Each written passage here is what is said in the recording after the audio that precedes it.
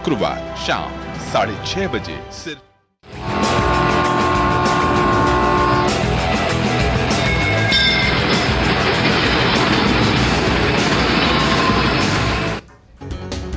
नमस्कार, स्वागत है आप सभी का डीडी न्यूज के इस खास बुलेटिन एक्सप्रेस 100 में, जहां हम आपके लिए लेकर आते हैं राजनीति, मनोरंजन, देश दुनिया, खेल और व्यापार जगत की सभी बड़ी खबरों को एक्सप्रेस यानी कि फटाफट अंदाज में। आपके साथ मैं हूं संध्या शर्मा। तो देखिए खबरें तेज रफ्तार से।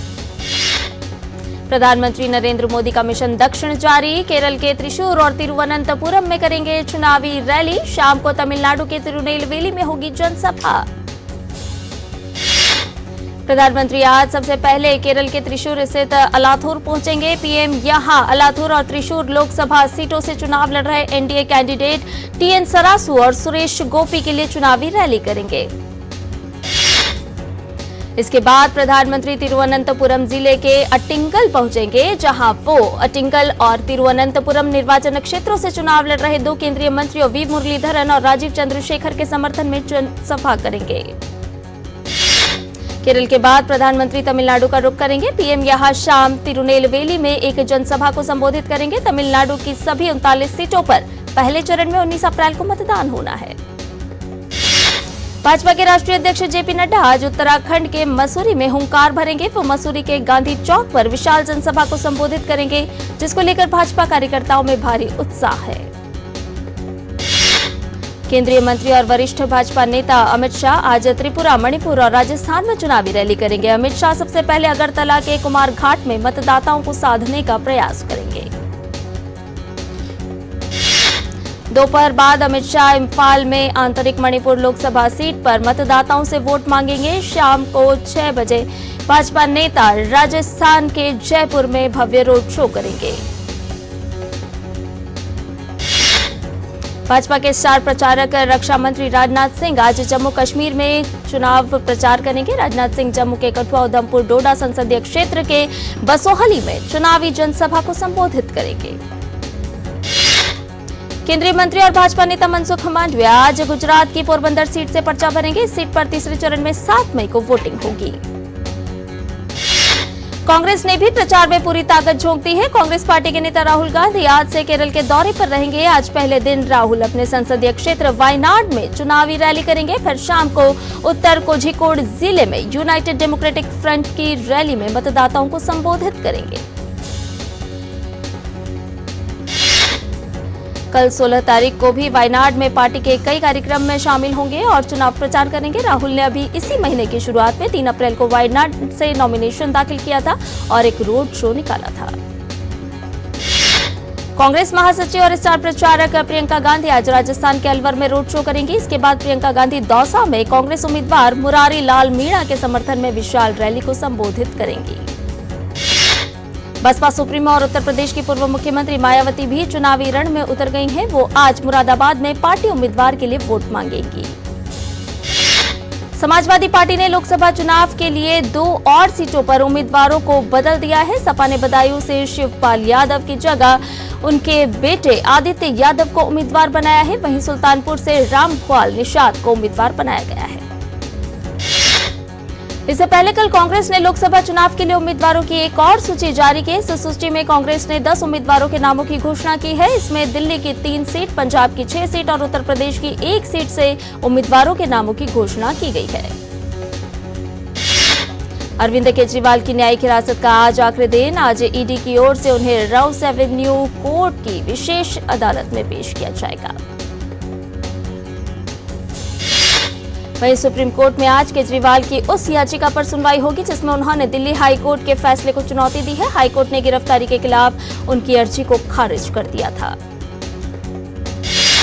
केजरीवाल ने सुप्रीम कोर्ट में न सिर्फ हाई कोर्ट के फैसले को चुनौती दी है, बल्कि आम चुनाव प्रचार में हिस्सा लेने के लिए जल्द रिहाई की मांग भी की है।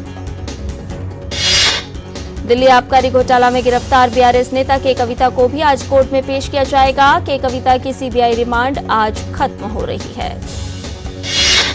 वहीं अन्य आरोपी मनीष सिसोदिया के नियमित जमानत अर्जी पर भी आज सुनवाई होगी। हालांकि सिसोदिया ने अंतरिम जमानत के लिए भी अर्जी लगा रखी है और उस पर 20 अप्रैल को सुनवाई की जाएगी।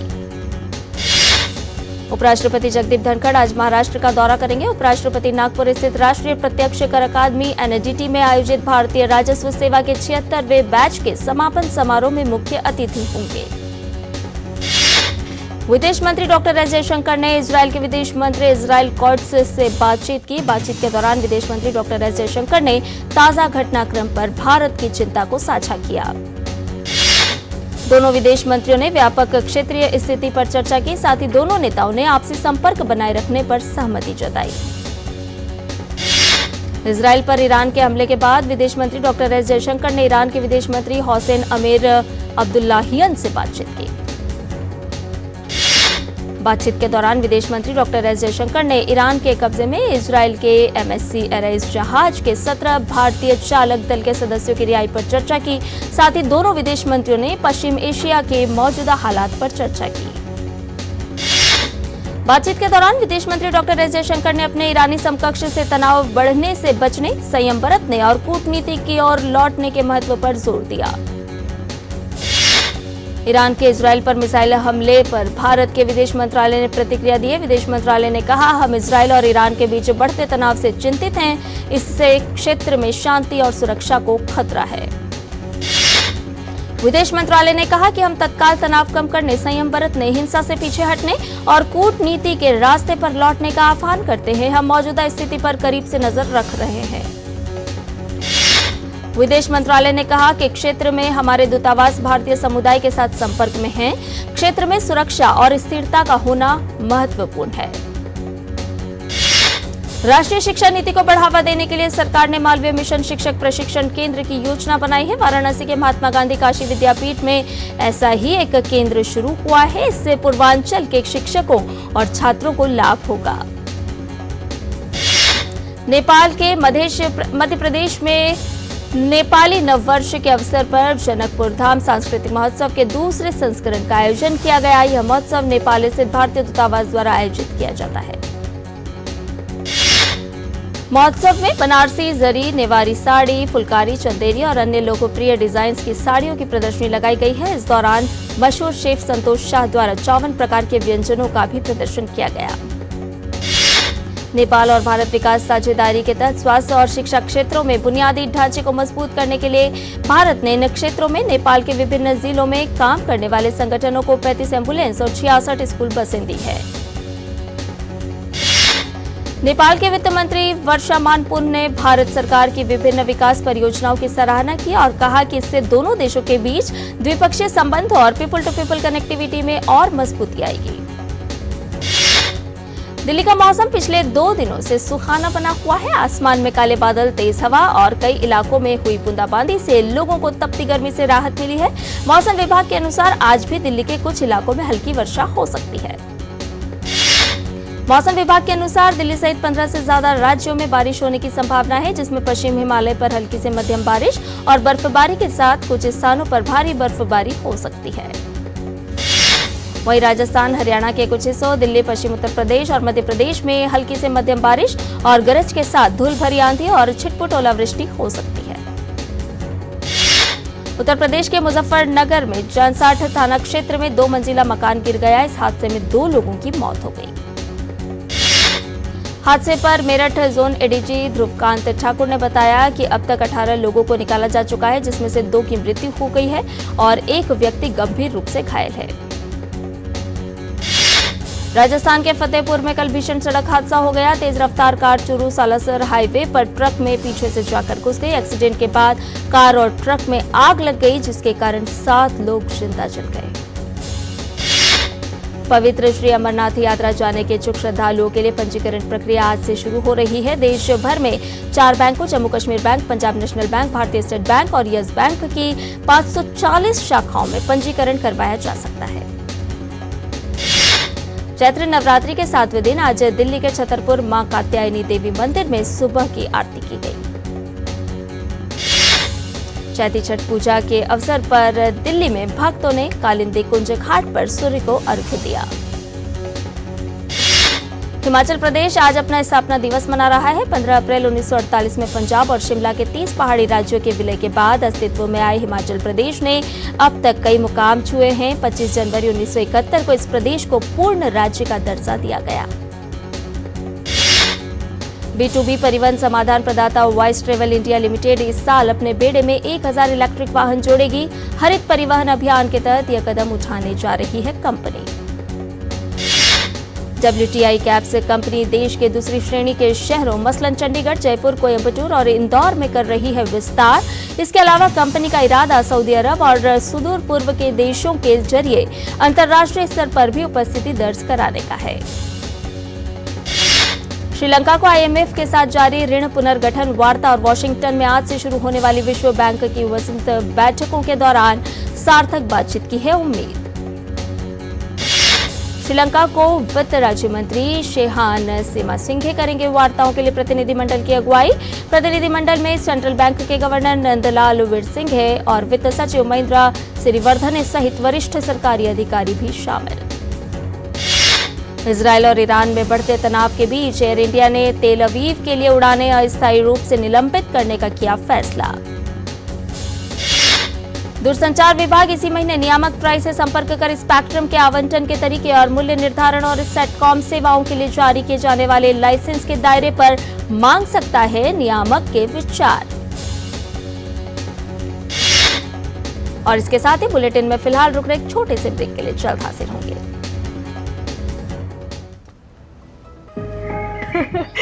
हाँ, देखो जी भर के अपना ही है और अपने ही वोट से बने हैं बड़े बड़े पुल देश भर में। हमारी लाइफ तो निकल गई बेटा। हमारे टाइम तो अटकाना, फटकाना, लटकाना यही कल्चर होता था, पर तुम लोगों के लिए बड़े काम करने वाला बैठा है। सिर्फ 10 साल की स्पीड देख लो। अटल सेतु से अटल टनल देख लो, चिनाब ब्रिज से बोगीबील ब्रिज देख लो, और इतना करके भी मोदी जी कहते हैं ये तो अभी ट्रेलर है। हमारे सपने पूरा करने की गारंटी मोदी जी की, तो उनको जिताने की गारंटी किसकी? हम बाप बेटी की। कमल का बटन दबाएं, भाजपा को जिताएं। तुम्हें पता है इन्वेस्टर्स के लिए एक इन्वेस्टर प्रोटेक्शन फंड होता है IPF, लेकिन अगर तुम्हारा ट्रेड एक्सचेंज पर एग्जीक्यूट नहीं हुआ या फिर कोई गारंटीड रिटर्न्स वाली स्कीम है तो ये IPF आपकी मदद नहीं कर सकता है। और अगर आपका ब्रोकर ही डिफॉल्टर बन जाए तो फिर IPF आपको कॉम्पेंसेशन दिला सकता है। कहाँ से सीखा? NSE की साइट पर। सोच कर समझ कर इन्वेस्ट कर। और ब्रेक के बाद एक्सप्रेस 100 में आपका एक बार फिर से स्वागत है। आइए बाकी की खबरों को जानें फटाफट अंदाज में। सार्वजनिक क्षेत्र की बीमा कंपनी LIC ने वित्त वर्ष 2023-24 में अदानी समूह की कंपनियों में किए गए अपने निवेश मूल्य में 59% का लाभ दर्ज किया। LIC ने अदानी ग्रुप के 7 कंपनियों में कुल 38,471 करोड़ रुपए का किया है निवेश। पिछला वित्त वर्ष खत्म होने तक यानी 31 मार्च 2024 को यह निवेश बढ़कर 61,210 करोड़ रुपए हो गया। लोकसभा चुनाव के लिए चार्टर्ड विमान और हेलीकॉप्टर की मांग 40% तक बढ़ी। विशेषज्ञों के अनुसार इससे निजी विमान और हेलीकॉप्टर संचालकों को 15 से 20% अधिक कमाई होने की है उम्मीद। चार्टर्ड सेवाओं के लिए प्रति घंटा दरें भी बढ़ी। एक विमान के लिए शुल्क लगभग 4.5 से 5.25 लाख रुपए और 2 इंजन वाले हेलीकॉप्टर के लिए लगभग 1.5 से 1.7 लाख रुपए। देश के 8 प्रमुख शहरों में जनवरी से मार्च 2024 तिमाही में कुल घरों की बिक्री में 45 लाख रुपए से कम कीमत वाले सस्ते आवास की हिस्सेदारी घटकर 22% रही। वित्त वर्ष 2023-24 के दौरान भारत ने नवीकरणीय ऊर्जा क्षमता में रिकॉर्ड 18.48 गीगावाट की बढ़ोतरी की। उद्योग विशेषज्ञों का कहना है कि 2030 तक 500 गीगावाट नवीकरणीय ऊर्जा क्षमता के लक्ष्य को प्राप्त करने के लिए भारत को अगले 6 वर्षों के दौरान सालाना कम से कम 50 गीगावाट क्षमता बढ़ानी होगी। वित्तीय संकट से जूझ रही वोडाफोन आइडिया ने अपनी मुश्किलें कम करने के लिए फॉलो ऑन पब्लिक ऑफरिंग के माध्यम से 18,000 करोड़ रुपए जुटाने की योजना बनाई। यह देश का सबसे बड़ा FPO होगा जो 18 से 22 अप्रैल तक सब्सक्राइब किया जाएगा। वोडाफोन आइडिया ने एफपीओ की इश्यू प्राइस 10 से 11 रुपए प्रति शेयर रखी है। कंपनी का कहना है कि यह पिछले बंद भाव 12.95 रुपए की तुलना में लगभग 15% का डिस्काउंट पर है। एप्पल ने वित्त वर्ष 2024 में भारत से 10 अरब डॉलर के आईफोन का किया निर्यात। कंपनी ने वित्त वर्ष 2024 में जो फोन बेचे उनकी कीमत 2022-23 में बिके आईफोन की कीमत से दोगुनी यानी 100% ज्यादा रही। एप्पल के लिए ठेके पर फोन बनाने वाली तीनों कंपनियों ने कुल 14 अरब डॉलर के आईफोन बनाए। पीएलआई के तहत एप्पल ने चालू वित्त वर्ष यानी 2024-25 में 10 अरब डॉलर के निर्यात का लक्ष्य रखा था, मगर यह उपलब्धि उसने साल भर पहले ही हासिल कर ली। उपभोक्ता कार्य विभाग के सचिव निधि खरे ने की दालों की उपलब्धता की समीक्षा। उन्होंने म्यांमार से दालों के आयात के संबंध में संशोधित विनिमय दरों और म्यांमार में आयातकों द्वारा रखे गए स्टॉक के मद्देनजर आयात की कीमतों जैसे मुद्दों पर यांगून में भारतीय मिशन के साथ भी चर्चा की। ईरान द्वारा इजरायल पर किए गए हमले के बाद G7 देशों ने ऑनलाइन माध्यम से बैठक की। G7 देशों के नेताओं ने ईरान के सीधे और अप्रत्याशित हमलों की कड़े शब्दों में निंदा करते हुए कहा कि इस घटनाक्रम के कारण क्षेत्र में अनियंत्रित तनाव बढ़ने का है खतरा। पश्चिम एशिया में बढ़ते तनाव के बीच अमेरिका ने साफ किया है कि अमेरिका ईरान पर जवाबी हमला करने में इजरायल का साथ नहीं देगा। संयुक्त राष्ट्र महासचिव एंटोनियो गुटेरेस ने भी बढ़ते तनाव पर चिंता जताई। अमेरिकी राष्ट्रपति बाइडेन ने इजरायल प्रधानमंत्री बेंजामिन नेतन्याहू को 2 टूक संदेश दिया कि तनाव बढ़ाने वाले किसी भी फैसले से पहले अच्छी तरह सोच विचार करें। इजरायल ईरान के बीच बढ़े हुए तनाव को लेकर संयुक्त राष्ट्र सुरक्षा परिषद की बैठक भी हुई। बैठक के दौरान संयुक्त राष्ट्र महासचिव एंटोनियो गुटेरेस ने कहा कि मध्य पूर्व क्षेत्र के लोग विनाशकारी खतरों का सामना कर रहे हैं। उन्होंने आग्रह किया कि अधिक संयम बरतते हुए पीछे हटने की जरूरत है। यूरोपीय संघ की प्रमुख उर्सुला वॉन डेर लेयन ने ईरान के जवाबी हमले की निंदा की और मांग की है कि ईरान हमलों को पूरी तरह से बंद कर दे। उर्सुला वॉन डेर लेयन ने गजा में संघर्ष को खत्म करने का आह्वान भी किया है। ईयू ने इजरायल के प्रति अपने सहयोग को दोहराया। इजरायल पर ईरान के हमले के बाद इजरायल के वॉर कैबिनेट के सदस्य बेनी गैंट्स ने कहा है कि ईरान के हमले का इजरायल उचित समय पर सही जवाब देगा। गैंट्स वॉर कैबिनेट में शामिल विपक्षी नेता हैं, वह इजरायल के प्रधानमंत्री भी रह चुके हैं। इजरायल सरकार ने कहा है कि उसका अभियान अभी पूरा नहीं हुआ है, लेकिन इजरायली प्रधानमंत्री से टेलीफोन वार्ता में अमेरिका के राष्ट्रपति जो बाइडेन ने साफ कर दिया है कि ईरान पर हमले में उनकी सेना इजरायल का साथ नहीं देगी। इजरायल पर हमले के ईरान ने कहा है कि भविष्य के इजरायल की कार्रवाइयों का उसे और ज्यादा करारा जवाब मिलेगा। वहीं यमन के हुती विद्रोहियों ने कहा है कि इजरायल पर ईरान का हमला उचित था। रूस, चीन, फ्रांस, तुर्की, मिस्र, यूएई, कतर के साथ ही जर्मनी के चांसलर ओलफ शुल्स ने दोनों पक्षों से संयम बरतने की अपील की और कहा कि हम सभी को कोई ऐसा कदम नहीं उठाना चाहिए जिससे क्षेत्र में तनाव बढ़े। कंबोडिया में भारतीय राजदूत देवयानी खोब्रागडे ने पारंपरिक परिधान पहनकर खमेर अप्सरा का रूप धरा। इस तरह से उन्होंने कंबोडिया के लोगों को खमेर नववर्ष की शुभकामनाएं दी। इंडोनेशिया के सुलावेसी द्वीप पर भूस्खलन में 14 लोगों की मौत हो गई है। भारी बारिश की वजह से हुआ भूस्खलन। स्थानीय पुलिस अधिकारियों के अनुसार दर्जनों सैनिक, पुलिसकर्मी और स्वयंसेवकों को दूर दराज के पहाड़ों के गांव में लोगों को बचाने के लिए तलाशी अभियान में लगाया। अब तक बचावकर्मी एक 8 साल की बच्ची सहित 2 घायलों को जिंदा बाहर निकालने में कामयाब रहे। पापुआ न्यू गिनी में देर रात भूकंप के तेज झटके महसूस किए गए। जर्मनी रिसर्च सेंटर फॉर जियोसाइंसेस ने बताया कि रिक्टर स्केल पर भूकंप की तीव्रता 6.2 मापी गई। भूकंप से किसी जान माल के नुकसान की कोई सूचना नहीं है। स्पेन के एलिकांटे प्रांत के तारबेना की पहाड़ियों में लगी आग। इस दौरान 180 लोगों को उनके घरों से सुरक्षित निकाला गया। जंगल में आग लगने का कारण उच्च तापमान को बताया जा रहा है। स्पेन इन दिनों कड़ी गर्मी का सामना कर रहा है। यहाँ के कई स्थानों पर तापमान सामान्य से अधिक दर्ज किया जा रहा है। ब्राजील के उत्तर पूर्वी तट पर मछुआरों ने शवों से भारी एक नाव देखी। नाव में करीब 20 शव पाए गए हैं, हालांकि इनकी पहचान नहीं हो पाई है। ब्राजील के अटॉर्नी जनरल के कार्यालय ने कहा है कि उसने यह पता लगाने के लिए क्षेत्र में एक फॉरेंसिक टीम भेजी है। नाव राजधानी बेलेम से लगभग 300 किलोमीटर दूर एक सुदूर स्थान पर पारा राज्य के तट पर तैर रही थी। फिलहाल पुलिस मामले की जांच कर रही है। इंडियन प्रीमियर लीग में आज रॉयल चैलेंजर्स बेंगलुरु का सामना सनराइजर्स हैदराबाद से होगा। यह मुकाबला बेंगलुरु में खेला जाएगा। सनराइजर्स हैदराबाद ने आईपीएल 2024 में अब तक 5 मैच खेले, जिनमें उसे 3 मैचों में जीत मिली। वहीं 2 मैचों में हार का सामना करना पड़ा। टीम के पास 6 अंक हैं। इंडियन प्रीमियर लीग में रविवार को मुंबई में खेले गए मुकाबले में चेन्नई सुपर किंग्स ने मुंबई इंडियंस की टीम को 20 रन से हरा दिया। चेन्नई की प्रतियोगिता में यह चौथी जीत रही। मुंबई की ओर से रोहित शर्मा ने खेली 105 रन की नाबाद शतकीय पारी। रोहित का आईपीएल में दूसरा शतक। कैंडिडेट्स शतरंज टूर्नामेंट के 8वें दौर में भारत के डी गुकेश ने हमवतन विदित गुजराती को मात दी।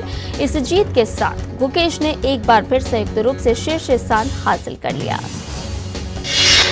भारत के आर प्रगन्नानंदा ने 8वें दौर में अलीरेजा फिरोजा के साथ ड्रॉ खेला। स्टेफानोस सित्सिपास ने जीता मोंटे कार्लो मास्टर्स का खिताब। फाइनल मुकाबले में कैस्पर रूड को 6-1, 6-4 से दी मात। कार्लोस अल्कराज ने चोट के कारण बार्सिलोना ओपन से नाम वापस ले लिया है। अल्कराज ने पिछले 2 साल ये खिताब जीता था। राफेल नडाल बार्सिलोना ओपन की तैयारियों में जुटे हुए हैं। चोट के बाद वापसी करने जा रहे नडाल ने बार्सिलोना ओपन 12 बार जीता है। नोवाक जोकोविच का कहना है कि उनका ये सीजन बिल्कुल भी अच्छा नहीं रहा है। जोकोविच को मोंटे कार्लो मास्टर्स के सेमीफाइनल में कैस्पर रूड के खिलाफ हार का सामना करना पड़ा था। अपराजित बायर लेवरक्यूसेन ने वर्डर ब्रेमेन को 5-0 से दी मात। पहली बार जीता बुंदेसलीगा का खिताब बायर्न म्यूनिख के दबदबे को किया खत्म। इंग्लिश प्रीमियर लीग में एस्टन विला ने आर्सेनल को 2-0 से हराया। एस्टन विला के लिए बेली और वॉटकिंस ने किए गोल। एंड्रियास परेरा के 2 गोल की बदौलत फुलहम ने वेस्ट हैम यूनाइटेड को 2-0 से हराया। वहीं वुमेन्स एफए कप के टॉटनहम हॉटस्पर ने लेस्टर सिटी को 2-1 से हराकर प्रतियोगिता के फाइनल में किया प्रवेश। 12 मई को मैनचेस्टर यूनाइटेड से होगा सामना। अभिनेत्री कृति सेनन और अभिनेता रणवीर सिंह ने भारतीय फैशन डिजाइनर मनीष मल्होत्रा द्वारा बनारसी साड़ी, भारतीय संस्कृति और शिल्पकारों की एक टैपेस्ट्री विषय पर आयोजित एक फैशन शो में भाग लिया। अभिनेत्री यामी गौतम ने अपनी फिल्म आर्टिकल 370 के गौरव के 50 दिन पूरे करने पर दर्शकों का आभार जताया। यामी ने कहा कि फिल्म इंडस्ट्री में हम अपनी रचनात्मक सीमाओं को आगे बढ़ाना जारी रखेंगे।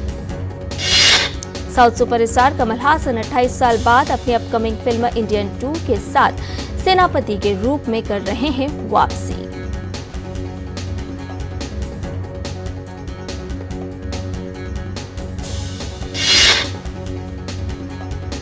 फिल्म बड़े मियां छोटे मियां ने महज 3 दिन में 76.01 करोड़ रुपए की कमाई की है। अजय देवगन की फिल्म मैदान ने भारत में 3 दिनों में 18.70 करोड़ का कलेक्शन किया। वहीं देश के बाहर फिल्म ने 5 करोड़ कमाए।